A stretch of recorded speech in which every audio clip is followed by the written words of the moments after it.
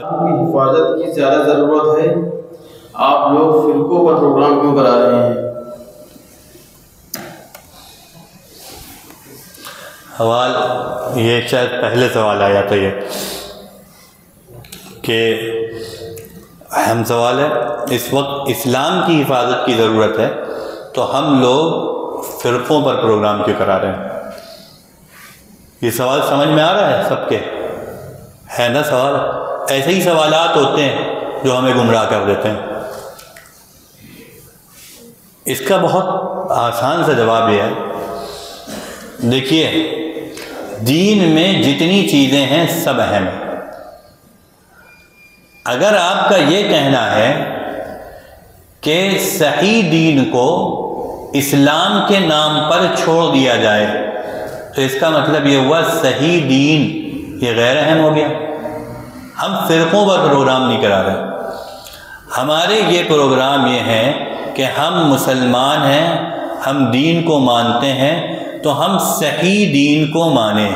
لوگوں کو دیندار بنانا بھی، دین پر لانا بھی ضروری ہے اور صحیح دین پر چلانا بھی ضروری ہے۔ ہمارے یہ پروگرام فرقوں کے لیے نہیں ہے، ہمارے یہ پروگرام دین پر اس انداز پر عمل کرنے کے لیے ہیں جس انداز پر صحابہ کرام رضی اللہ تعالیٰ عنہ اجمعین نے عمل کیا۔ تو یہ پروگرام صحیح دین پر عمل کرانے کے لیے، جیسے کوئی آپ سے کہے یار آج کل تم بتاؤ نماز سکھا رہے ہو اور لوگ اسلام پر حملہ کر رہے ہیں، تم لوگوں کو اسلام کی طرف بلاؤ، نماز نہ سکھاؤ۔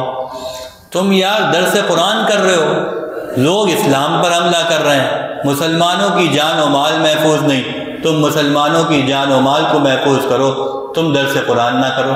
تو ہم کیا کہیں گے؟ ہم وہ بھی کریں گے، ہم یہ بھی کریں گے۔ اگر ہم نماز کی اہمیت کا انکار کر دیں، نماز کو چھوڑ دیں، اس کو نہ سکھائیں، تو لوگ مسلمان ہو کر بھی مسلمان نہیں رہیں گے۔ جب نماز نہیں تو روایتوں سے پتہ چلتا ہے نا اس کا کوئی دین نہیں۔ ایسے ہی اگر کوئی شخص مسلمان ہو اور صحیح دین پر عمل نہ کرے تو ہم کہیں گے پھر آپ مسلمان ہو کر بھی مسلمان نہیں۔ تو اس طرح کے پروگرام صحیح دین پر عمل کرانے کے لیے ہیں، نہ کہ فرقہ واریت کو بڑھانے کے لیے ہیں۔ بات سمجھ میں آ گئی؟ جزاک اللہ۔ سوال کرنا مائک دے دیں۔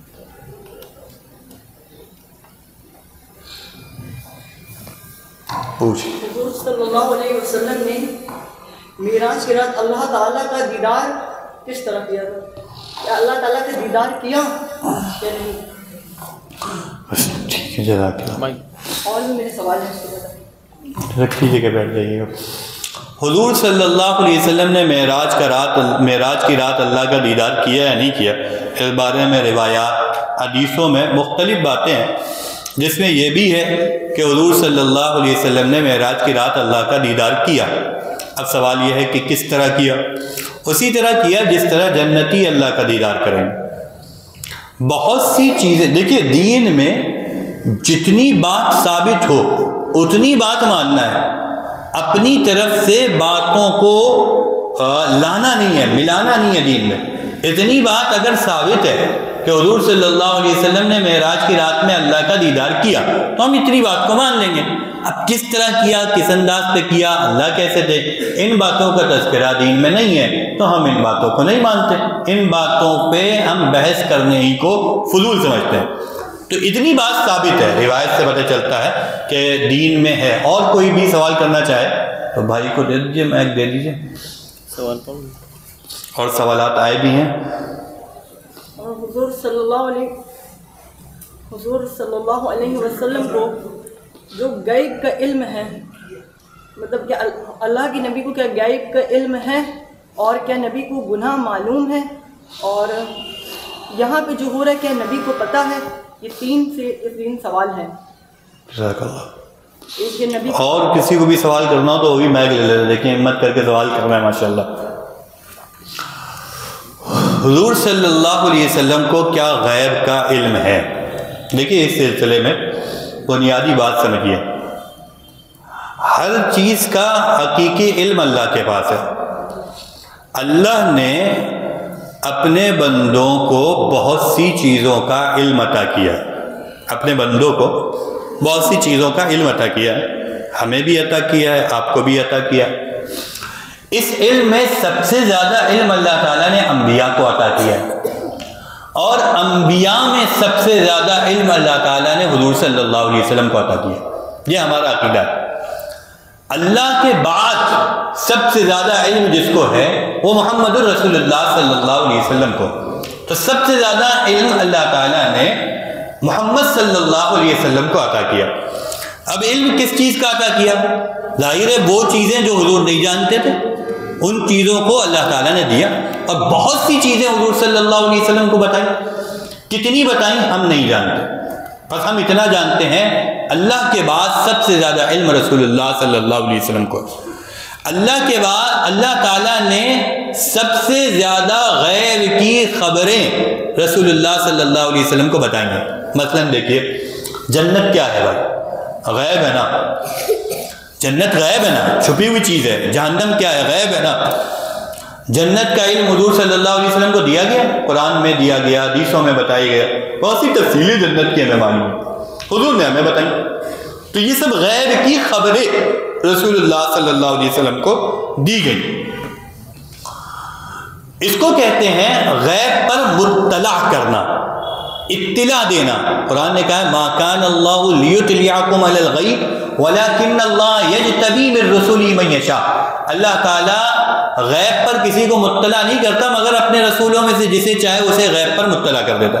تو جب غیب پر مطلع کر دیا تو نبی کو غیب کی اطلاع ہو گئی، غیب کی خبر معلوم ہو گئی۔ اب یہ جو غیب کی خبر ہے، کیا اسے علم غیب کہیں گے؟ ایک سوال ہوا، یہ جو غیب کی خبر رسول اللہ صلی اللہ علیہ وسلم کو ہوئی، کیا اسے علم غیب کہیں گے؟ اچھا تھوڑی دیر کے لیے ہم اس کو دوسرے اینگل سے سمجھتے ہیں۔ حضور کو نہیں، ہمیں جنت کی خبر معلوم ہے، جنت کی نعمتیں معلوم ہے، وہاں انار ہوں گے، یہ سب جو جنت کا تذکرہ ہے، غیب کی معلوم ہے، خبر معلوم ہے۔ کیا آپ میں سے کوئی کہے گا مجھے علم غیب ہے؟ بھئی مجھے غیب کی باتیں معلوم ہے، قیامت ایک غیب ہے، میرا ایمان ہے قیامت آئے گی، بہت سی چیزیں، حضرت مہدی کا تذکرہ، حضرت مہدی کا نام مجھے معلوم ہے، ان کا نام حضور کے نام پر ہوگا، حضرت عیسیٰ کہاں آئیں گے مجھے معلوم ہے۔ آپ میں سے کوئی یہ کہے گا مجھے علم غیب ہے؟ آپ کہیں گے نہیں، آپ کو علم غیب نہیں ہے۔ پھر ہمیں کیا ہے؟ غیب کی خبر معلوم ہے۔ کیسے معلوم ہے؟ حضور صلی اللہ علیہ وسلم نے بتایا۔ جب کوئی خبر بتائی جائے اسے علم غیب نہیں کہتے، ہمیں حضور نے بتایا ہے، حضور کے بتانے سے ہمیں بہت سی غیب کی خبریں معلوم ہیں۔ حضور کے بتانے سے جو ہمیں غیب کی خبریں معلوم ہیں اسے علم غیب نہیں کہتے۔ ایسے ہی حضور کو سب سے زیادہ غیب کی خبریں معلوم ہے، لیکن کس نے بتایا ہے؟ اللہ تعالیٰ نے بتایا ہے۔ بتائی ہوئی چیز کو علم غیب نہیں کہتے۔ علم غیب کی جو ڈیفینیشن لکھی ہے، تعریف لکھی ہے، وہ یہ ہے کہ علم غیب وہ علم ہے جو بغیر بتائے ہوئے حاصل ہو۔ علم غیب اس علم کو کہتے ہیں جو بغیر کسی ذریعے کے حاصل ہو، بغیر کسی واسطے کے حاصل ہو۔ ایسا علم کس کا ہے؟ صرف اللہ کا ہے۔ اسی لیے کہتے ہیں علم غیب صرف اللہ کا۔ دیکھیے جہاں پر اللہ تعالیٰ نے یہ کہا کہ علم کی نفی کری، وہاں پر کہا حضور آپ کہیے لا اعلم الغیب، میں علم غیب نہیں رکھتا۔ حضور سے کہلوایا قرآن میں لا اعلم الغیب، آپ کہیے میں علم غیب نہیں رکھتا۔ اور جہاں پر ثابت کیا وہاں پر یہ کہا ہم آپ کو غیب پر مطلع کریں گے۔ ہم کہتے ہیں اپنا عقیدہ وہ بتاؤ جو قرآن نے بتایا ہے، اپنا عقیدہ وہ بناؤ جو قرآن نے بتایا ہے۔ قرآن نے کہا ہے غیب کی خبریں انبیاء کو معلوم، حضور کو معلوم، ہم کہتے ہیں غیب کی خبریں معلوم۔ غیب پر اطلاع ہے، ہم کہتے ہیں غیب پر اطلاع ہے۔ البتہ علم غیب تو قرآن کہتا ہے عالم الغیب، غیب کا جاننے والا صرف اللہ تعالیٰ۔ تو ہم کہتے ہیں غیب کا یعنی عالم الغیب اور علم غیب یہ صرف اللہ کے ساتھ ہے۔ تو اللہ تعالیٰ کے بعد سب سے زیادہ علم رسول اللہ کو ہے، سب سے زیادہ غیب کی خبر رسول اللہ کو ہے۔ کتنا ہے ہم ناپ ہی نہیں سکتے، ہمارے پاس کوئی ایسا پیمانہ نہیں ہے جس میں ہم رسول اللہ صلی اللہ علیہ وسلم کے علم کو، چھوٹا بڑے کے علم کو ناپ نہیں سکتا، کتنا ہے اللہ جانتا ہے، البتہ اسے علم غیب نہیں کہتے۔ ٹھیک ہے، میرے خیال سے سمجھ میں آ گیا ہوگا۔ اور کسی کے ذہن میں کوئی سوال؟ ایک سوال اس پہ پڑھ دیتے ہیں، آپ بھی کرتے رہیے۔ اسی طرح ایک سوال ہے، قرآن کہتا ہے فرقوں میں مت بٹو، تو ہم لوگ صرف مسلمان ہو کر کیوں نہیں رہ سکتے؟ یہ سوال اس پر ہے کہ ہم لوگ کہتے ہیں اپنے آپ کو ہم مسلمان اہل سنت والجماعت ہیں، تو قرآن تو کہہ رہا ہے فرقوں میں مت بٹو، اللہ کی رسول کو مضبوطی سے تھام لو، تو ہم صرف مسلمان کیوں نہیں بن کر رہ سکتے؟ اصل میں ہم مسلمان ہی ہیں۔ دیکھیے ایک بزرگ ہے، اس کو یوں سمجھاتے ہیں، گھی جانتے ہیں گھی، وہ گھی صرف اصلی ہوتا ہے، وہ جو گھی ہوتا ہے وہ صرف اصلی ہوتا ہے۔ تو پہلے کہا جاتا تھا گھی لے آؤ، تو آدمی دکان سے جا کے گھی لے آتا تھا۔ پھر گھی کی دو قسمیں آئیں، دیسی گھی، ڈالڈا گھی۔ تو جب ڈالڈا گھی مارکیٹ میں آیا تو کہا گیا دیسی گھی لے آؤ۔ یہ جو لفظ دیسی آیا ہے اس سے گھی کی حقیقت نہیں بدلی ہے، گھی وہی ہے، دیسی گھی وہی اصل گھی ہے، اب اس کو دیسی گھی کہا گیا ہے۔ پھر دیسی گھی میں بھی ملاوٹ ہونے لگی، تو اب دکاندار سے پوچھتے ہیں اصلی والا دیسی گھی ہے؟ یہ جو لفظ آ رہا ہے نا اصلی، دیسی، اس سے گھی کی حقیقت نہیں بدل رہی ہے، گھی تو وہی ہے، لیکن مارکیٹ میں گھی کے نام پر فراڈ ہو رہا ہے، گھی کے نام پر دھوکہ دیا جا رہا ہے، اس لیے گھی کے نام کے ساتھ کچھ الفاظ بڑھا دیے جا رہے ہیں تاکہ تسلی ہو جائے یہ اصلی دیسی گھی ہے۔ ایسے ہی اسلام تو وہی ہے جو محمد رسول اللہ صلی اللہ علیہ وسلم نے دیا، حضور صلی اللہ علیہ وسلم نے جو اسلام دیا ہے وہی اسلام ہے، اس کے علاوہ اور کوئی اسلام نہیں ہے۔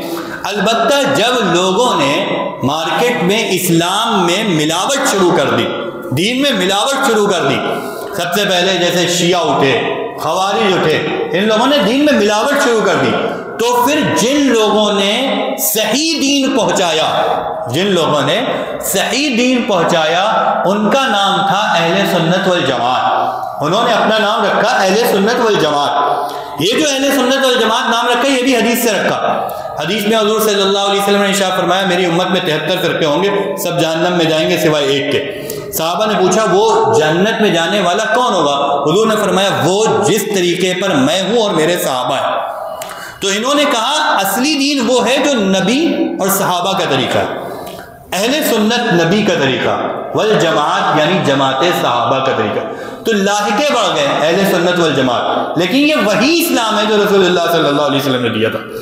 اسی طریقے سے یہاں پر جب یہ ہندوستان میں آیا تو کسی نے کوئی نام بنا لیا، کسی نے کوئی نام بنا لیا، تو ان میں فرق کرنے کے لیے کچھ لوگ کہہ دیتے ہیں دیوبندی ہیں۔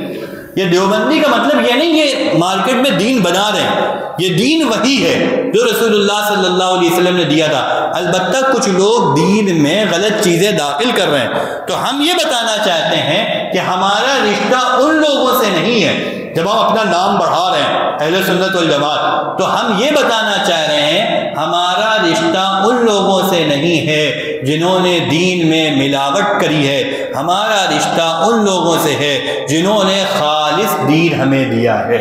اس وجہ سے لاحقے بڑھتے ہیں، تو نام کے بڑھنے سے یہ فرقہ واریت نہیں ہے، بس یہ ایک زمانے کی ضرورت ہے، زمانہ ملاوٹ کر رہا ہے تو پھر اصلی دیسی گھی کہنا پڑتا ہے۔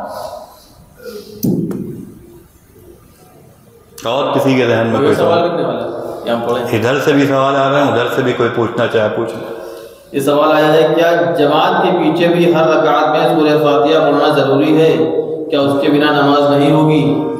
اچھا، یہ سوال آیا ہے، جماعت میں سورہ فاتحہ پڑھنا ضروری ہے، یعنی امام جب پڑھ رہا ہو، دیکھیے جب امام قرأت کرے گا تو مقتدی کو حکم یہ ہے کہ خاموش رہے۔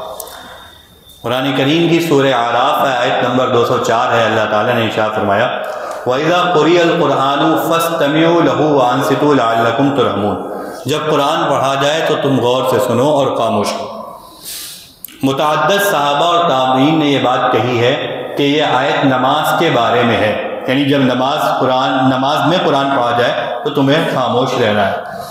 اسی طریقے سے ایک حدیث ہے، سنن نسائی میں موجود ہے اور بھی مختلف کتب میں موجود ہے، کہ جب امام تکبیر کہے تو تم تکبیر کہو۔ یہاں پر حضور نے دونوں بتایا تمہیں کیا کہنا ہے اور کیا نہیں کہنا ہے۔ حضور نے فرمایا جب امام تکبیر کہے تو تم تکبیر کہو، اور جب امام قرأت کرے تو تم خاموش رہو۔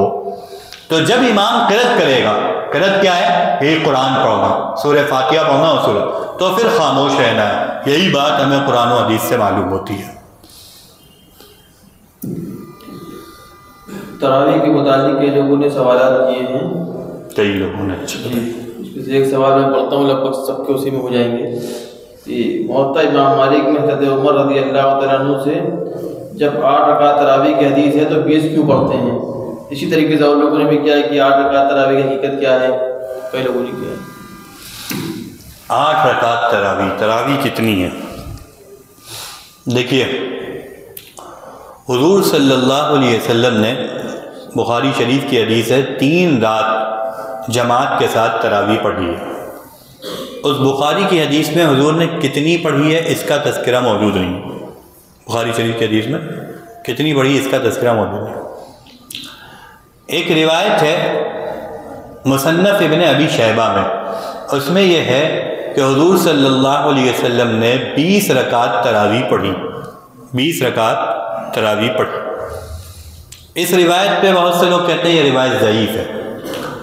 جب حضرت عمر رضی اللہ تعالیٰ عنہ نے تراویح شروع کری تو حضرت عمر رضی اللہ تعالیٰ عنہ نے باقاعدہ 20 رکعت تراویح پڑھوائی ہے۔ مصنف ابن ابی شیبہ میں اس کے دلائل موجود ہیں۔ تو 20 رکعت تراویح ہوئی ہے، اور تھوڑا سا اگر ہم غور کریں عقلی طور پر، تراویح کا مطلب کیا ہے؟ تراویح جو ہے یہ ایک جمع کا لفظ ہے، اس کا واحد آتا ہے ترویحتن، ترویحتن سے بنا ہے تراویح۔ ترویحہ کا معنی آتا ہے آرام کرنا۔ عربی زبان میں جیسے ہمیں کہنا ہے ایک مسلمان تو ہم کہیں گے مسلمن، ہمیں کہنا ہے 2 مسلمان تو ہم کہیں گے مسلمانی، ہمیں کہنا ہے 2 سے زائد مسلمان تو ہم کہیں گے مسلمون، اس کا مطلب ہے 2 سے زائد۔ ہمیں کہنا ہے ایک آدمی تو ہم کہیں گے رجلن، ہمیں کہنا ہے 2 آدمی تو ہم کہیں گے رجلانی، ہمیں کہنا ہے 2 سے زائد آدمی تو ہم کہیں گے رجال۔ یعنی واحد، ایک کے لیے ایک لفظ ہے، 2 کے لیے دوسرا لفظ ہے، 2 سے زائد کے لیے ایک تیسرا لفظ آتا ہے۔ ٹھیک ہے، ترویحہ کے معنی کیا ہے؟ آرام کرنا۔ صحابہ کرام، اس بات کو ابن حجر اسقلانی نے فتح الباری میں لکھا ہے، 4 رکعت پڑھ کر آرام کرتے تھے، جس کو ہم لوگ بھی بیچ میں تھوڑی دیر ٹھہرتے ہیں نا، ہم لوگوں کو جلدی ہوتی ہے، وہ پوری رات پڑھتے تھے، تو وہاں 4 رکعت کے بعد آرام ہوتا تھا۔ اب جب 4 رکعت کے بعد پہلا آرام ہوا تو اسے عربی زبان میں کہیں گے ترویحتن، جیسے ایک آدمی کو کہیں گے رجلن، ترویحتن۔ جب 8 رکعت کے بعد دوسرا آرام ہوا تو اس کو کہیں گے ترویحتان، 2 مرتبہ آرام ہوا۔ جب 12 رکعت کے بعد تیسرا آرام ہوگا تو چوتھے کے لیے کھڑے ہوں گے۔ تو اب یہاں سے 12 رکعت پر آرام کے بعد لفظ بولا جائے گا تراویح، اس سے پہلے لفظ تراویح بھی نہیں بولا جا سکتا۔ تو یہ لفظ تراویح بتا رہا ہے کہ اس کے بولنے کا آغاز ہی ہوگا۔ اب 12 سے اوپر چاہے جتنا ہو، چاہے ہزاروں ہو، لفظ وہی بولا جائے گا، چاہے جتنے آدمی ہو، جمعی کا لفظ بولا جائے گا۔ 12 رکعت سے لفظ تراویح کو بولنے کا آغاز کیا جائے گا۔ جو لوگ کہتے ہیں تراویح 8 رکعت ہے، اس پر یہ لفظ ہی نہیں صادق آتا کہ 8 رکعت پڑھ رہے۔ کرونا سے پہلے تک پوری امت میں، حرمین شریفین میں اور پوری امت میں تقریباً جتنے مراکز ہیں ان تمام جگہوں پر 20 رکعت تراویح پڑھی جاتی تھی۔ کچھ لوگوں نے اپنی طرف سے بعض جگہوں پر شروع کری ہو، لیکن جو دین کے مراکز ہیں سب جگہ 20 رکعت تراویح ہوتی ہے۔ ملا علی قاری رحمۃ اللہ علیہ نے یہاں تک کہ نقل کیا ہے، اس بات پر اجماع ہے صحابہ کا کہ تراویح 20 ہی رکعت، 20 رکعت سے کم تراویح نہیں ہے۔ باقی جو کہا جاتا ہے کہ روایتیں ہیں، وہ روایتیں کوئی ایسی روایت نہیں ہے جس سے تراویح، ایک روایت ہے جس کو بہت پیش کیا جاتا ہے، وہ یہ ہے کہ حضور صلی اللہ علیہ وسلم پورے سال 11 رکعت پڑھتے تھے، پورے سال 11 رکعت پڑھتے تھے رات میں. اب جب اس میں ہے پورے سال 11 رکعت پڑھتے تھے تو بھائی پورے سال تہجد پڑھی جاتی ہے, تراویح نہیں پڑھی جاتی. رات میں پورے سال تہجد پڑھی جاتی ہے. تہجد کی نماز وہ 8 رکعت بھی ہے, حضور نے 10 بھی پڑھی ہے, 12 بھی پڑھی ہے, لیکن جسے تراویح کہا جاتا ہے وہ 20 ہی رکعت, 20 رکعت سے کم تراویح نہیں ہے. اور کسی کو سوال کرنا ہو دے دیجیے, لکھ کے بھی بھیج سکتے ہیں. جو نمبر دیا اس پہ آپ لوگ لکھ کے بھیجتے رہیے. شارق بھائی لے رہے ہیں یہاں پر نمبر. ایک منٹ, نمبر بتا دیجیے آپ اپنا. 9219 چالو کر لیے گا. 9219441238. ٹھیک جی. میرا ایک سوال ہے کہ مطلب دین کا کام کیسے کیا جائے؟ جو خالی تقریر سے دین پھیل جائے گا یا اس پر کام کرنا پڑے گا, محنت کرنی پڑے گی؟ کس انداز تقریر کرنا محنت نہیں مطلب اس سے دین پھیل جائے گا. ہاں یہ بات ٹھیک ہے, بس اتنا ہی پوچھنا ہے کہ کچھ اور وضاحت کرنی ہے تو اس کو وضاحت کر دیجیے, پھر اس کا جواب تفصیل کرنا. رسول اللہ صلی اللہ علیہ وسلم سے وہ نکل کے محنت کرتے تھے, جیسے جماعت بنا کر محنت کرتے ہیں اپنے علاقوں میں. ٹھیک, سوال سمجھیے. بھائی کہہ رہے ہیں کیا تقریر سے دین کا کام یعنی دین پھیل جائے گا؟ رسول اللہ صلی اللہ علیہ وسلم نکل کر محنت کرتے تھے تو محنت کرنا چاہیے. تو ہم نے اس پر پہلا سوال کیا کہ آپ سمجھ رہے ہیں تقریر محنت نہیں ہے, اس کے لیے پہلے مطالعہ ہوتا ہے. تو یہ تو میں نے ایسے ہی کردامی کہہ دی. دیکھیے حضور قرآن کریم نے ہمیں دین کی بات پہنچانے کا حکم دیا. اس حکم میں یہ کہا کہ تم لوگوں کو اپنے رب کی طرف بلاؤ حکمت کے ساتھ. حکمت کے ساتھ, یہ قرآن نے کہا.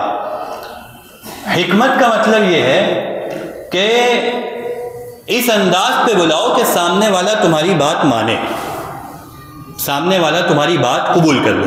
بس اتنی بات ہے. دین کی طرف لوگوں کو ایسے بلاؤ کہ سامنے والا تمہاری بات قبول کر لے. اب اس کے لیے ایسے علاقے ہیں جہاں سے لوگ نکل کے نہیں آ رہے, ظاہر ہے ان تک کے جانا پڑے گا اور جا کے ان کو سمجھانا پڑے گا. حضور صلی اللہ علیہ وسلم گئے بھی ہیں مکہ میں, حضور صلی اللہ علیہ وسلم گئے, اور مدینہ میں رسول اللہ صلی اللہ علیہ وسلم مسجد نبوی میں بیٹھے. لوگ خود آتے تھے, صحابہ اکرام جاتے تھے اور مختلف لوگ آتے تھے, لیکن حضور صلی اللہ علیہ وسلم مسجد نبوی میں رہے تقریباً, اور تھوڑا بہت نکلے بھی ہوں. یہاں پر بھی حضور صلی اللہ علیہ وسلم نے دین پھیلایا. ہم یہ سمجھتے ہیں دین پر لانا اصل ہے, دین پر لانے کا کوئی طریقہ اصل نہیں ہے. دین پر لانا اصل ہے, دین پر لانے کا کوئی طریقہ اصل نہیں ہے. اگر آدمی دین پر آ رہا ہے میری ویڈیو دیکھ کر, تو ہم رسول اللہ صلی اللہ علیہ وسلم کی دین کی محنت کر رہے ہیں. میری ویڈیو دیکھ کر کوئی دین پر آ رہا ہے, میں یہاں پر بیان کر رہا ہوں. اگر میں اتنی دیر میں اتنے لوگوں کے پاس جا پاتا, آپ سب لوگ آ گئے, میں نے دین کی بات پہنچا دی, تو اس سے یہ کہنا کہ یہ دین کی محنت نہیں ہے, یہ تو ہم سمجھتے ہیں یہ بھی دین کی محنت ہے. بھائی دین آپ جا کے کیا کریں گے؟ آپ گئے کسی کے پاس, جا کے کیا کریں گے؟ منہ ہی سے بولیں گے نا, ہم بھی تو منہ سے بول رہے ہیں. آپ کیا کریں گے؟ قرآن و حدیث سے ہی سمجھائیں گے نا, ہم بھی تو قرآن و حدیث سے سمجھا رہے ہیں. آپ کیا کریں گے بھائی؟ وہ تمام کام ہم بھی تو کر رہے ہیں. تو کوئی طریقہ اصل نہیں ہے, اصل ہے لانا.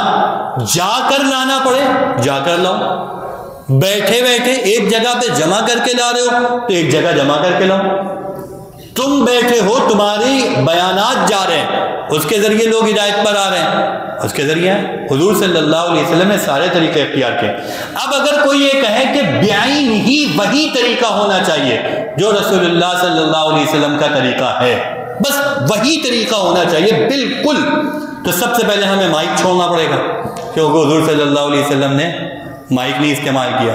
پھر ہم چمن گنج سے یہاں پر بڑی آسانی سے اپنی بائک سے چل کر آئے, ہمیں بائک چھوڑنا پڑ جاتی. ہم یا تو گھوڑے کا انتظام کرتے یا پیدل چل کے آتے, کیونکہ حضور صلی اللہ علیہ وسلم یا پیدل گئے ہیں کہ پھر ویسے ہی الفاظ ہم بولتے، اپنا کوئی لفظ بھی نہیں بولتے. ہم نے اپنے لفظ بولے تو حضور سے تھوڑا سا ہٹ گئے نا، پھر تو صرف بس اتنا ہوتا بھائی انما الاعمال بالنیات، چپ.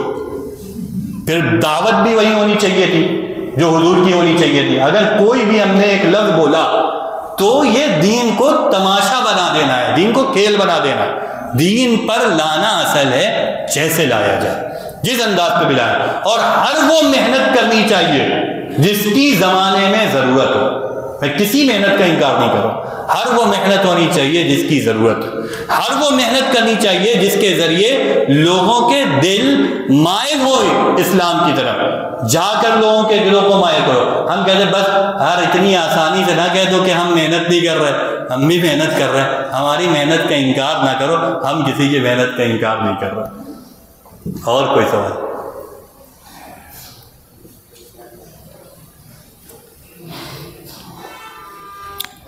اور میں کچھ غلط ہو ٹوک دیجیے گا.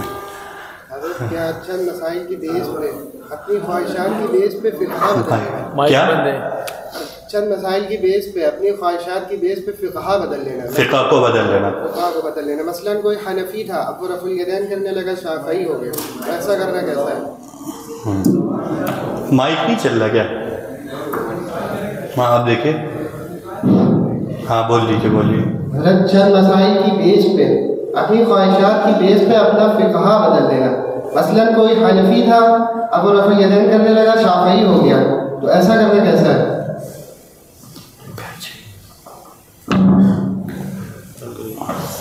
دیکھیے دین پر عمل کرنے کا انداز وہ ہے جو ہم نے ابھی آپ کو بتایا.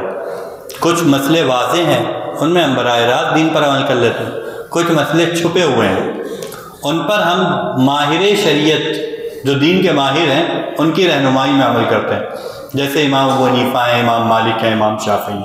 اب یہ بھائی یہ پوچھ رہے ہیں کہ ہم جیسے امام ابو حنیفہ کو مانتے ہیں تو چند مسئلوں میں، یعنی ہم رفع یدین شروع کر دیں اور یہ سمجھیں کہ ہم اب اس مسئلے میں امام شافعی کی مانیں گے اس مسئلے میں، تو ہم یہی پوچھیں گے. تو اس پر پہلا ہمارا یہ سوال ہوگا کہ آپ نے ایسا کیوں کیا؟ جو لوگ اب تک کے رفع یدین نہیں کر رہے تھے اب رفع یدین کرنے لگے، وہ کہیں گے کہ ہم رفع یدین کرنے لگے. یہ تو کوئی نہیں کہتا ہم امام شافعی کی ماننے لگے. عام طور پر وہ لوگ یوں کہہ دیتے ہیں کہ حدیث میں ہے رفع یدین، اس لیے ہم رفع یدین کرنے لگے. تو ہمارا سوال اگلا یہ ہوگا، کیا جو آپ پہلے عمل کر رہے تھے کیا وہ حدیث میں نہیں تھا؟ وہ بھی تو حدیث میں تھا نا. ترمذی شریف حدیث نمبر 257 ہے. حضرت عبداللہ ابن مسعود رضی اللہ تعالیٰ نے فرمایا، کیا میں تمہیں رسول اللہ کی نماز نہ سکھاؤں؟ پھر نماز پڑھی اور صرف تکبیر تحریمہ کے وقت رفع یدین کیا. صرف تکبیر تحریمہ کے وقت رفع یدین کیا.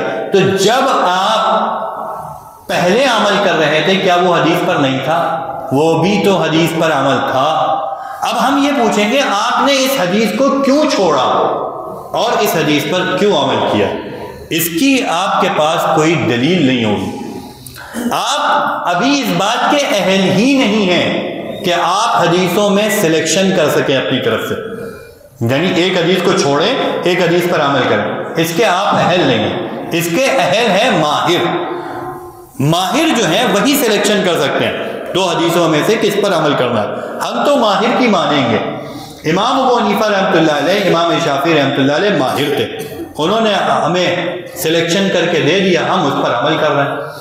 اب یہ ہے کہ کسی مسئلے میں ہم یہ کہیں کہ ہم تو سلیکشن نہیں کر رہے، ہم امام شافعی کا سلیکشن مان لے رہے ہیں. جیسے ہم امام ابو حنیفہ کا سلیکشن مان رہے ہیں، رفع یدین نہیں کر رہے ہیں، ویسے ہی ہم امام شافعی کا سلیکشن مان لے رہے ہیں اور رفع یدین کرنے لگ رہے ہیں. مان لیجئے ہم ایسا کرنے لگے.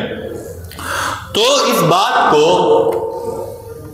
علامہ ابن تیمیہ نے بھی لکھا ہے کہ اصل میں اگر آزاد چھوڑ دیا جائے گا تو لوگ پھر نفس پر عمل کرنے لگیں گے، دین پر عمل نہیں کریں گے. مثلا ایک مثال چھوڑتے ہیں. دلائل کی بنیاد پر امام ابو حنیفہ کا موقف یہ ہے خون جسم سے نکل جائے تو وضو ٹوٹ جاتا ہے.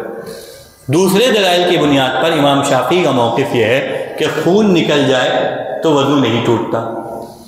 ایک صاحب سردی کے موسم میں صبح صبح فجر کے لیے وضو کیا.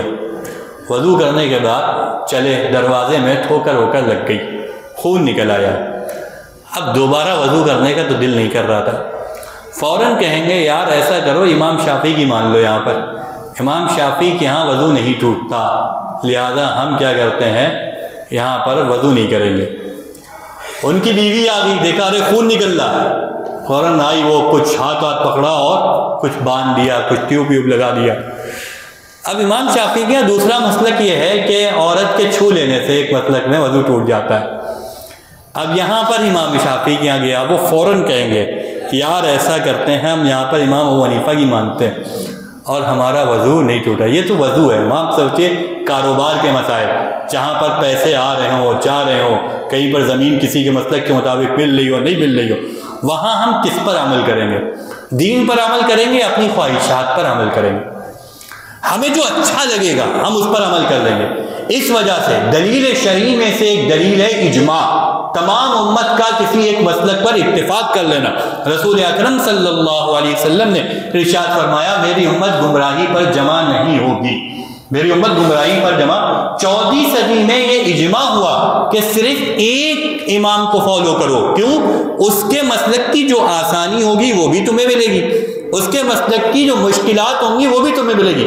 تم اب خواہشات پر عمل نہیں کرو گے، دین پر عمل کرو گے۔ اور اگر ہمیں اپنی مرضی کا پابند مکلف بنا دیا جائے، جو تمہیں سمجھ میں آئے کرو، تو پھر وہ دین پر عمل نہیں ہوگا، خواہشات پر عمل ہو جائے گا۔ اس خواہشات پر عمل سے بچانے کے لیے ایک بات کہی جاتی ہے کہ صرف ایک ہی امام کی تقلید کرو۔ اور کوئی سوال؟ ایک ہی سوال آیا ہے، آپ نے کہا کہ رمضان میں جہنم کا دروازہ بند ہو جاتا ہے، تو اگر قبر میں عذاب ہو رہا ہو تو وہ رکتا ہے کہ نہیں؟ ہاں، قبر میں عذاب رمضان میں نہیں ہوتا، روایت میں یہی آتا ہے قبر میں عذاب نہیں ہوتا۔ رمضان بھر جو ہے اس کے اثرات ختم کر دیے جاتے ہیں۔ حضرت عیسیٰ علیہ السلام دنیا سے کیسے گئے اور کیسے لوٹیں گے؟ اللہ تعالیٰ سے پوچھنا پڑے گا بھائی، اللہ تعالیٰ نے اٹھا لیا، کیوں ہم پوچھے کیسے گئے کیسے؟ فرشتوں کے ذریعے اللہ تعالیٰ نے اٹھا لیا اور فرشتوں کے ذریعے اللہ تعالیٰ اتارے گا۔ بھائی اتنا ہے، ہم نے کہا جتنا ہے اتنا مانو۔ وہ کیسے گئے، کون سا قدم پھر اوپر رکھا، پھر سیڑھی آئی تھی، کیا ہوا تھا، کون سے فرشتے تھے، فرشتے کا کیا نام تھا، یہ تفصیلیں نہیں ہیں، اس لیے بتانے کی ضرورت نہیں۔ یہ سوال اچھا ہے، کیا حضرت علی رضی اللہ عنہ سے لڑنے والا مسلمان ہو سکتا ہے؟ حضرت علی رضی اللہ تعالیٰ عنہ سے لڑنے والا مسلمان ہو سکتا ہے؟ اصل میں ہم یہ پوچھیں کیا حضرت ابو بکر سے لڑنے والا مسلمان ہو سکتا ہے؟ حضرت معاویہ سے لڑنے والا مسلمان ہو سکتا ہے؟ صحابی سے لڑنے والا مسلمان ہو سکتا ہے؟ یہ تھوڑا سا جذبات سے کھیلنا ہے نا۔ ہم پوچھ لیں صحابی سے لڑنے والا مسلمان ہو سکتا ہے؟ اب بتاؤ، پھر کوئی کہے حضرت علی کیوں لڑے، کوئی اس طرح کی بات کر دے۔ اصل میں دیکھو ہر ایک کی حیثیت الگ الگ ہوتی ہے، ایک نبی ہے ایک امتی ہے۔ امتی کے لیے نبی کی حیثیت الگ ہے، نبی کے لیے نبی کی حیثیت الگ ہے۔ حضرت موسیٰ علیہ السلام جب آئے طور سے اور دیکھا میری ماننے والے بنی اسرائیل گمراہ ہو گئے، تو قرآن میں ہے حضرت ہارون کے داڑھی کے بال پکڑ لیے اور کھینچنے لگے۔ حضرت ہارون نے کہا لا تأخذ بلحیتی ولا براسی، کہ میری داڑھی کے بال نہ پکڑیے، میرے سر پکڑ کے نہ کھینچے۔ اب ہم آپ سے پوچھ لیں کہ نبی کے بال پکڑنے والا مسلمان ہو سکتا ہے؟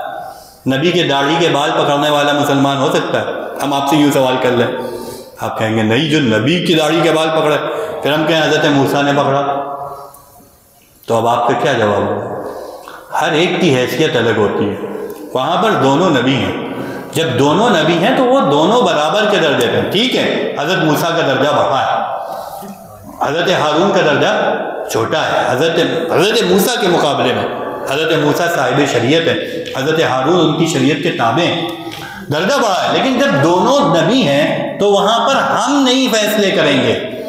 ایسے ہی یہ پوچھا جائے کہ صحابی سے لڑنے والا مسلمان ہو سکتا ہے، صحابہ سے اختلاف کرنے والا، تو ہم پوچھیں گے اختلاف کس نے کیا؟ ایک حدیث ہے بخاری میں، حضرت فاطمہ اور حضرت علی میں کچھ انبن ہو گئی، حضرت فاطمہ اور حضرت علی میں کچھ انبن ہو گئی، حضرت علی ناراض ہو کر مسجد میں چلے گئے، حضرت فاطمہ ناراض ہے، حضور آئے۔ اب ہم آپ سے پوچھ رہے ہیں حضرت فاطمہ سے ناراض ہونے والا مسلمان ہو سکتا ہے؟ آپ کہیں گے نہیں مسلمان ہو سکتا، فوراً ہم کہیں حضرت علی کیا ہوئے؟ بھائی آپ کیا کہو گے؟ وہ حضرت علی ہیں، وہ حضرت فاطمہ ہیں، وہ صحابی اور اہل بیت کے ساتھ وہ میاں بیوی بھی ہیں، کبھی میاں بیوی والے اختلاف ہو جاتے ہیں۔ بخاری میں ہے حضرت عباس اور حضرت علی رضی اللہ تعالیٰ عنہ کا ایک مسئلے پہ جھگڑا ہو گیا اور حضرت عباس نے کچھ سخت الفاظ حضرت علی کو کہہ دیے۔ بخاری شریف میں ہے یہ بات، ایک فدق کی ایک زمین کو لے کر حضرت عمر کے سامنے یہ جھگڑا ہو گیا۔ اب ہم پوچھیں حضور کے چچا حضرت عباس سے جھگڑا کرنے والا مسلمان ہو سکتا ہے؟ یہ جذبات میں اس طرح سے ہم پوچھیں اور آپ کو نہیں، پھر ہم کہتے ہیں دیکھیے حضرت علی کا ہوا تھا، تو آپ کیا کہیں گے؟ بھائی وہ دونوں ایک چچا بھتیجے بھی ہیں، خاندانی مسائل آتے ہیں، کس کا کیا حصہ ہے اس کے لیے اختلاف بھی ہو سکتا ہے۔ ایسے ہی یہاں پر بھی ہم کہیں گے اختلاف کس کا ہوا، کیسے ہوا۔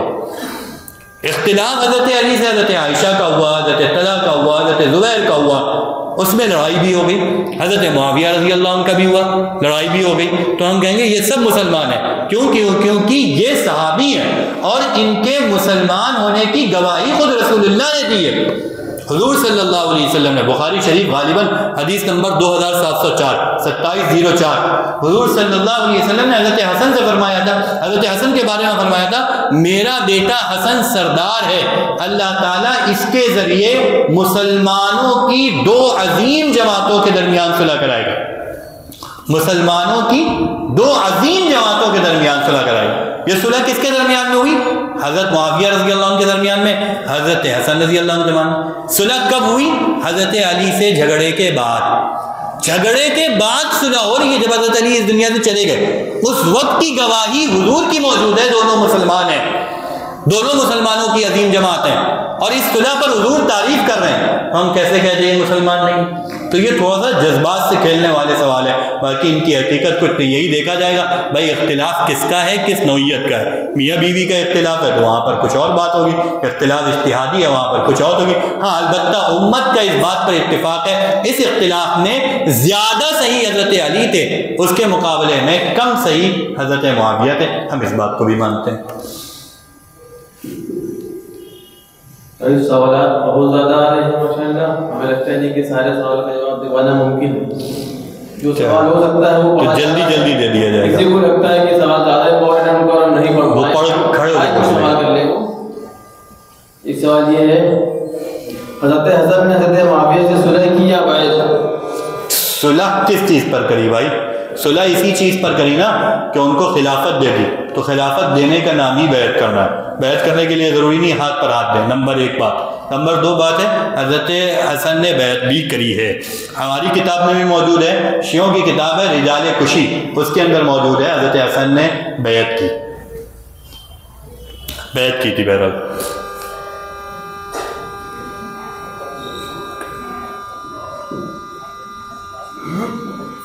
حدیث میں ہے کہ حضور صلی اللہ علیہ وسلم نے فرمایا کہ نماز ویسے پڑھو جیسے مجھے پڑھتے ہوئے دیکھا ہے، تو پھر مرد عورت کی نماز میں فرق کہاں سے آیا؟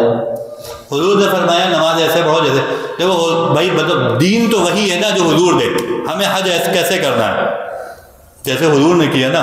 مرد اور عورت کے حج میں فرق ہے یا نہیں؟ مرد سلا ہوا کپڑا نہیں پہنے گا، عورت سلا ہوا کپڑا پہنے گی، ہے نا، بس ویسے ہی فرق ہے یہاں پر بھی۔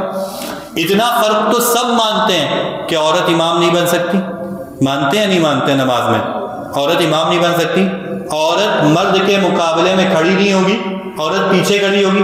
جب اتنے فرق سب مان رہے ہیں تو ہم کہتے ہیں ایسے ہی حضور صلی اللہ علیہ وسلم نے کچھ اور بھی فرق بتائے۔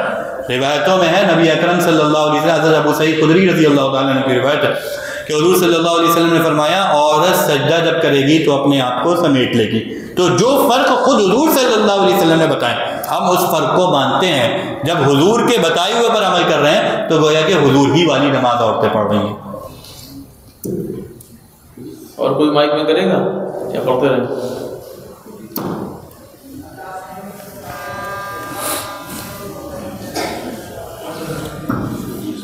وعلیکم السلام۔ حضرت ہم کو یہ پتہ کرنا تھا کہ بینک کے انٹرسٹ کے پیسے سے ہم انکم ٹیکس جمع کر سکتے ہیں؟ مفتی صاحب آپ بھی آ جائیے، یہ آپ کا مسئلہ آ گیا، یہ جو فقہی مسئلے آ گئے نا. آ جائیے، آپ آ جائیے، مسئلے پہ گھر آ جائیے. ارے آپ دیتی سے فقہی مسئلے، مفتی صاحب یہ فقہ والے مسئلے، عقیدے والے ہم بتا دیں گے. اب آپ ہر طرح کے مسائل پوچھ سکتے ہیں.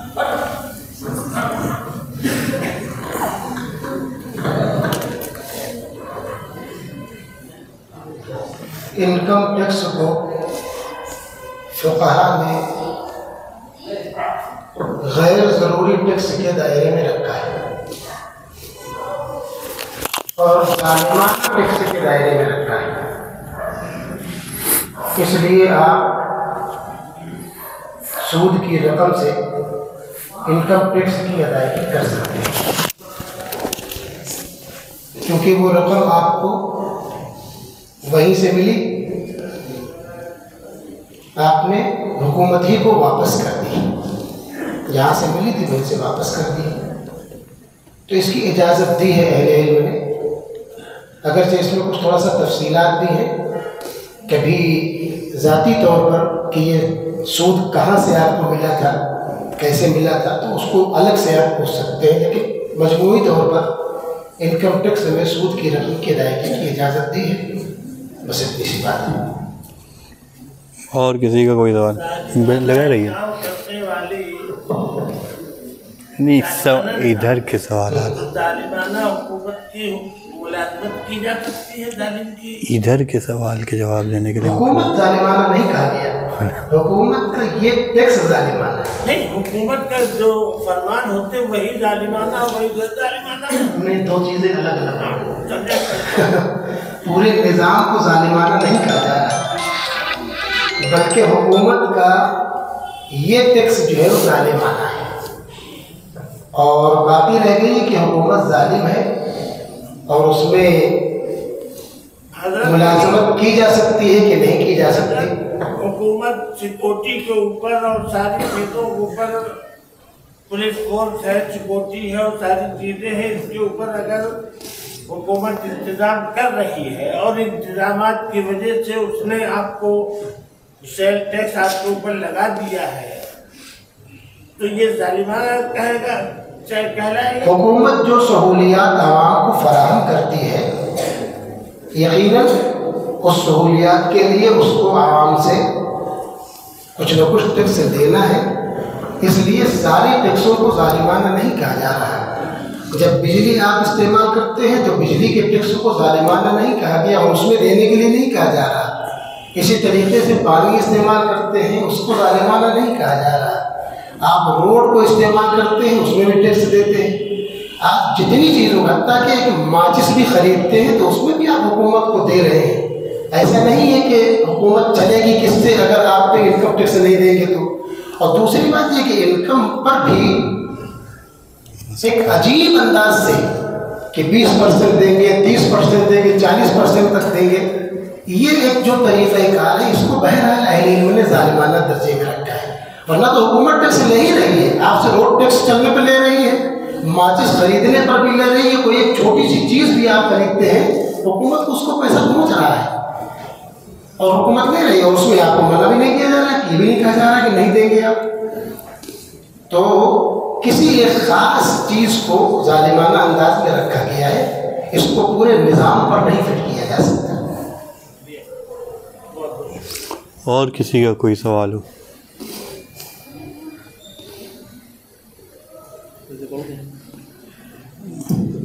اب لگا رہی ہیں یہ لے لیں. قاضی ہے کوئی کسی کو پوچھنا ہے؟ ہم امام بخاری کی تقلید کیوں نہیں کر سکتے؟ اسی طرح ایک سوال ہے، ایک ہی امام کی تقلید کیوں ضروری ہے؟ ہم امام بخاری کی تقلید اس لیے نہیں کر سکتے کیونکہ امام بخاری نے اپنی فقہ لکھوائی نہیں ہے. اگر وہ لکھوا دیتے تو ان کی بھی تقلید ہو رہی تھی.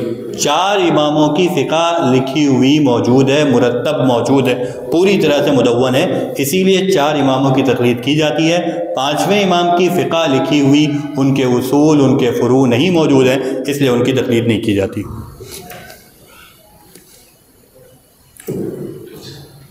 سوال یہ ہے کہ اگر کوئی شخص فی نفسہ کرامت کا انکار نہ کرے لیکن کسی نے اپنی کتاب میں کرامت بیان کی ہو اس کی کرامت کا انکار کر دے اس طور پر کہ میں اس کی کرامت کو نہیں مانتا، تو اس پر کیا حکم لگے گا؟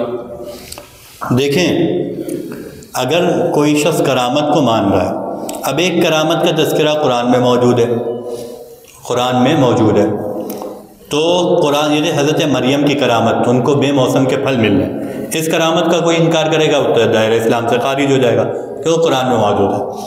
ایک کرامت میں بیان کروں میرے ساتھ ہوئی، آپ کو نہیں سمجھ میں آ رہی ہے، تو آپ کو اگر میرے اوپر اعتماد نہیں ہے، آپ نہیں مان رہے، تو بہرحال ہم آپ کو گمراہ وغیرہ نہیں کہیں گے، لیکن شرعی طریقہ یہی ہے کہ اگر دیندار لوگوں سے کوئی بات ہم تک آ رہی ہے تو اس کی بات کو ماننا چاہیے، اگر وہ قرآن و حدیث کے خلاف نہیں ہے تو اس کی بات ماننا چاہیے۔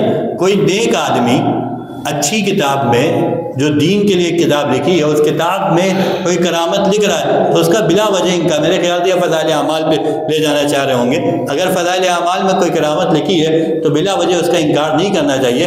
اگر کسی خاص کرامت کا اس وجہ سے انکار کیا کہ یہ کرامت ثابت نہیں ہے تو بہرحال وہ گمراہ نہیں ہوگا۔ سرکاری اسکیم کا فائدہ کاروبار میں لے سکتے ہیں؟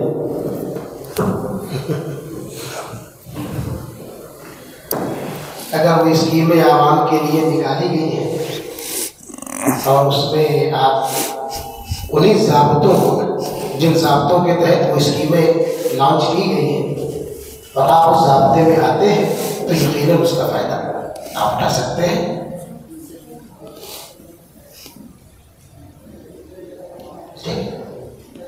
اور کوئی سوال؟ ورنہ مجلس ختم کر دیا پھر کبھی کر لیا۔ بہت زیادہ، لیکن بالکل وہ کہ اب سوال کہہ رہے ہیں بہت آ گئے ہیں، تو کسی کو کوئی اپنا سوال بہت ضروری لگ رہا ہو اٹھ کے پوچھ لیں، ورنہ بات ختم کی جائے، وقت بہت ہو رہا ہے۔ سوال تو پڑھ ہی نہیں پائیں گے، سین ہی نہیں کرائے۔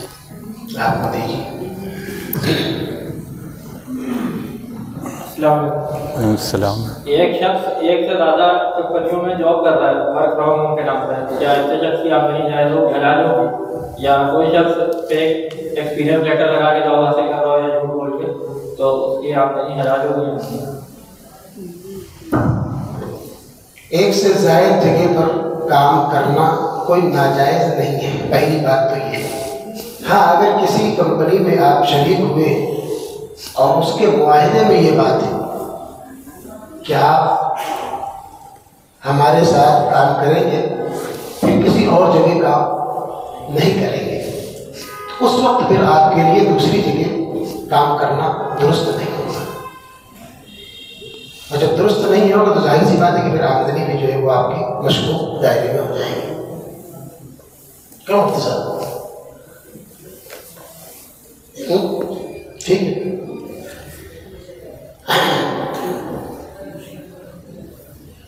اور کچھ پوچھنا ہے کسی کو؟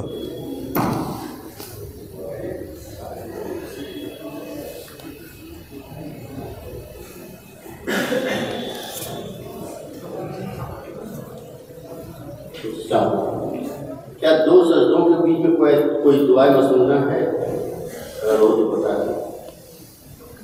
دونوں سجدوں کے بیچ میں دو سجدوں کے درمیان میں دعا اللہم اغفر لی ورحمنی واہدنی واجبرنی وعافنی وارزقنی، یہ دعا منقول ہے احادیث میں۔ فقہائے احناف کے سلسلے میں جو مسئلے فقہائے احناف کے یہاں ملتے ہیں وہ یہ ہے کہ اس طرح کی دعائیں تنہا نماز پڑھ رہے ہوں تو ان میں پڑھی جائے، البتہ فرائض میں نہ پڑھی جائے، لیکن دوسرے فتاوی بھی موجود ہیں کہ پڑھ سکتے ہیں۔ اس کا تعلق مجھے لگتا ہے کہ مقتدیوں کی اکتاہٹ سے ہے۔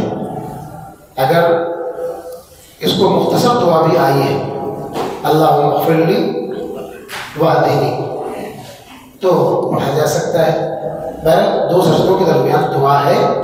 اگر کچھ مسئلے میں اختلاف ہے تو یہ کہ فرائض میں امام پڑھے یا نہ پڑھے، لیکن دونوں ہی قول موجود ہیں، پڑھ بھی سکتے ہیں۔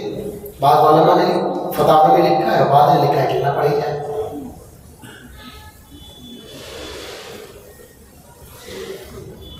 جس کو پوچھنا ہے وہ کھڑا ہو جائے۔ اب وہ موبائل پہ نہیں لے رہے ہیں، موبائل پہ بتا رہے ہیں بہت آگے ہیں۔ اس سلسلے میں کوئی واضح حکم ہے کہنا پڑا ہے؟ پڑھ سکتے ہیں؟ اجازت ہے، بہتر ہوگا۔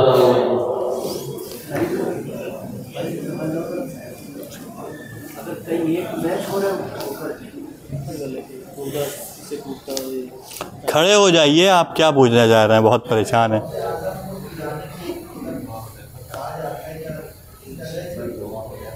غوث اعظم کو پیران پیر کہا جاتا ہے۔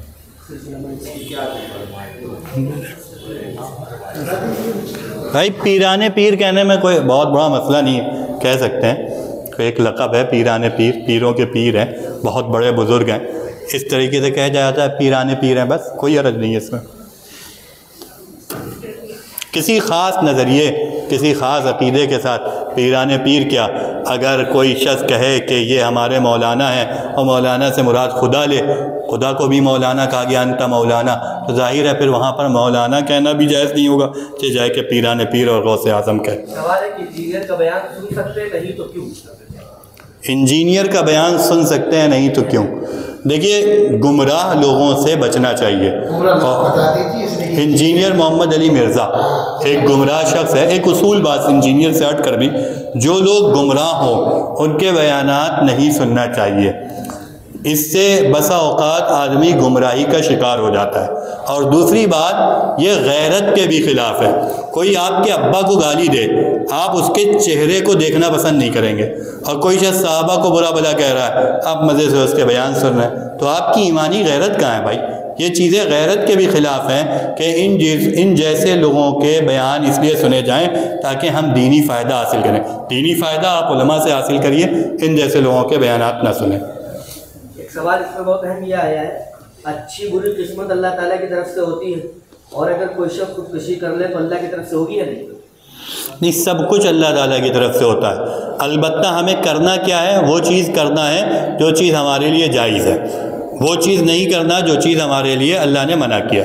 خودکشی کو اللہ تعالیٰ نے ہمیں حکم دیا ہے کہ تم اس چیز کو نہ کرو، حدیثوں میں اس چیز کی ممانعت ہے، ہم اپنی جان کو نہیں لے سکتے، یہ جان اللہ کی امانت ہے، تو ہم وہ نہیں کر سکتے۔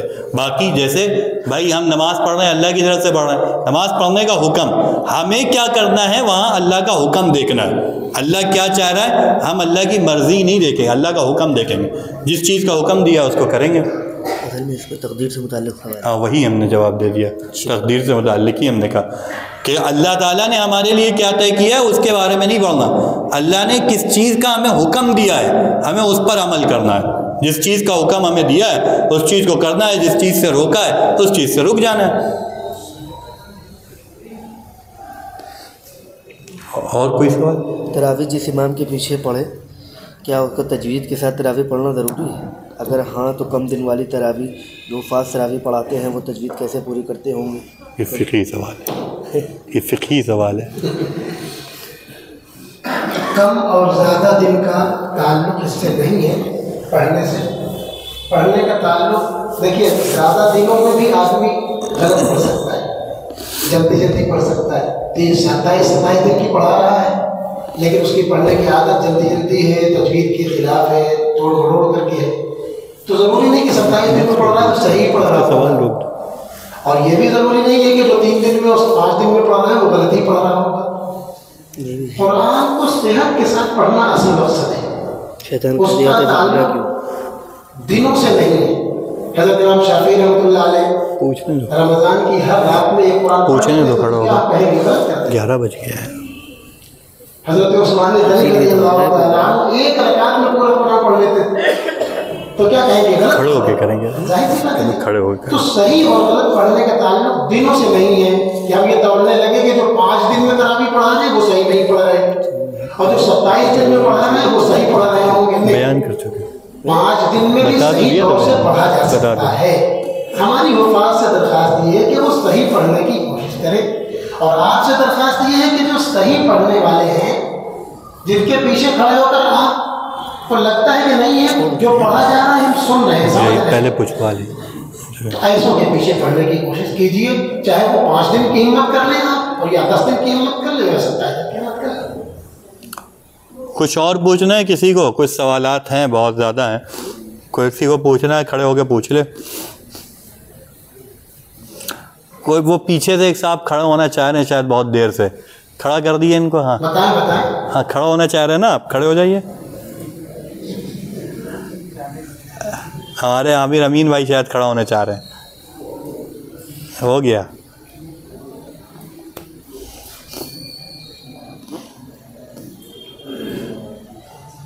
یہ کیا کہیں اور سے سوالات آ رہے ہیں موبائل میں, یہاں نہیں پوچھ رہا ہے آدمی. ہاں قاری صاحب کا نہیں, یعنی یہیں کے لوگ پوچھ رہے ہیں نا موبائل سے. آپ نے پوچھا ہے کچھ کیا؟ اچھا, اور کسی کا کوئی سوال رہ گیا ہے؟ کسی کے سوال کا جواب رہ گیا کھڑے ہو کے پوچھ لیں. جو یہاں پہ موجود ہے. ہاں پتہ چلا کہیں اور سے بھی کوئی گھر سے بھی ہمیں پیش کر رہا ہو, بھیج رہا ہو, کیونکہ اس میں تو بہت سے آ رہے ہیں نا. آپ میں سے کسی کا کوئی سوال باقی ہے؟ نہیں ہے باقی. چلیے ختم کیجیے. وہ آ رہے ہیں. کچھ کہنا چاہتے ہیں؟ ٹھیک ہے, کوئی شرمندہ نہیں ہونے کی ضرورت, بالکل بے جھجک ہو کر, اسی لیے مجلس قائم کی گئی. جیسے بہت لوگ بیانات نہیں سن پا رہے ہیں, اور بہت سے لوگوں پر یہ بات ہی نہیں پہنچ پا رہی کہ ان کو وہ نماز کے طرف کیسے آئیں, یا ان کے طرف دین پہنچ ہی نہیں پا رہا ہے. مطلب ہمارے رسول اللہ صلی اللہ علیہ وسلم تو غیر مسلمانوں کو, غیر ایمان والوں کو ان پر ایمان, ان کو مسلمان بنا دیا گیا, پر یہاں پر مسلمان ہی کو دین کی طرف نہیں لا پا رہے ہیں. جیسے ہم ہی لوگ ہیں, ہم بھی اس میں ہیں ساتھ میں, جو صحیح طریقے پہ نہیں آ پا رہے ہیں جیسے ہمیں دین پر ہونا چاہیے. تو اس پر آپ کو یہاں آنا چاہیے. اور لوگ ہیں جن کو جیسے ہمارے وہیں محلے میں اپنے ہم نے اس کا جواب اس سے پہلے دے دیا ہے. ہر وہ طریقہ اختیار کیا جائے گا جس طریقے سے آدمی دین پر آ سکتا ہے, ہر وہ طریقہ اختیار کیا جائے گا. آپ نہیں کھل رہے ہیں تو ہم بھی نہیں کھل رہے ہیں. اگر آپ کھل جاتے تو ہم اس کا کھل کے جواب دیتے. اس لیے بس اتنا ہی اجمالی جواب ہے, ہر وہ طریقہ اختیار کرے گا. اگر آپ کسی خاص طریقے پہ لانا چاہتے تو ہم اس کا جواب دیتے. تو آپ نہیں کھل رہے ہیں تو ہم بھی نہیں کھلیں گے. ہر وہ طریقہ اختیار کیا جائے گا جس کے ذریعے آدمی دین پر آ سکتا ہے, ہر طریقہ. اور علماء ہر طریقہ اختیار کرتے ہیں بھائی, ہمارے یہاں ہر طریقہ اختیار کیا جاتا ہے. جاتے بھی ہیں, آتے بھی ہیں, لاتے بھی ہیں, ویڈیو بھی چلتے ہیں, بیان بھی چلتے ہیں. جتنی ہمارے اندر طاقت ہے اتنا کر رہے ہیں. باقی اگر کوئی خاص شخص ہے, ہم اس سے پوچھ لیں آپ کے بغل میں غیر مسلم ہے, آپ کیوں نہیں دعوت دے رہے ہیں؟ وہ کہنا نہیں, پہلے ہم تو مسلمان بنے. کیوں آپ پہلے مسلمان بنے؟ حضور صلی اللہ علیہ وسلم نے یہ کہا تھا پہلے تم پکے مسلمان بنو گے, جتنے صحابہ آ گئے ہیں پہلے تمہیں سارا دین سمجھائیں گے, پھر آگے دعوت پہنچائیں گے. انہوں نے تو سب کو پہنچایا, تو آپ کیوں نہیں پہنچا رہے؟ سوالات سب پر کیے جا سکتے ہیں, کسی کو ٹارگٹ کر کے سوال نہ کریں. باقی ہم نے کہا اگر آپ کھلتے تو ہم بھی کھلتے, تو ہر طریقہ اختیار کیا جائے گا.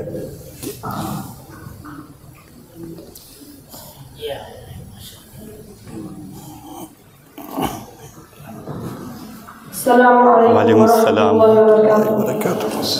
کسی تک اللہ کے نبی کا دین نہ پہنچا ہو, تو اگر کسی پچھلے نبی کی دین یا شریعت کا عمل کر رہا ہو تو وہ گناہ ہوگا کہ اس کو برا نہیں ملے گا؟ ہم دے دیں آپ.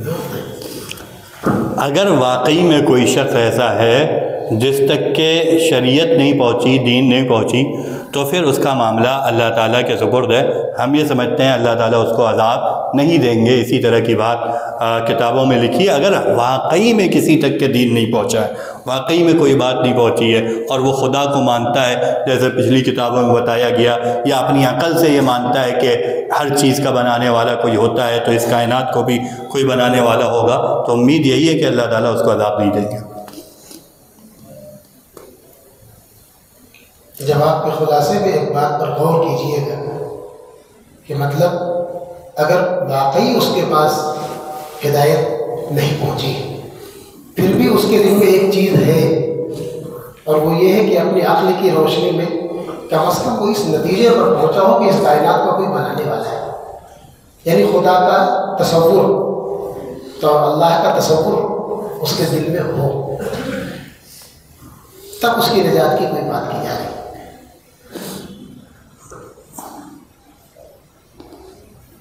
ہو گیا آپ کا سوال؟ ٹھیک ہے, دعا پڑھو. لوگ سوچ کے اٹھ رہے ہیں, ابھی مکمل نہیں ہوا ہے. ہاں کسی کو بھی پوچھنا ہو تو کوئی مسئلہ نہیں ہے. دعا پڑھ لی جائے. آپ کرا دیجیے یا پڑھا دیجیے، آپ کی مرضی ہے. کافی ٹائم ہو گیا. سبحان اللہ.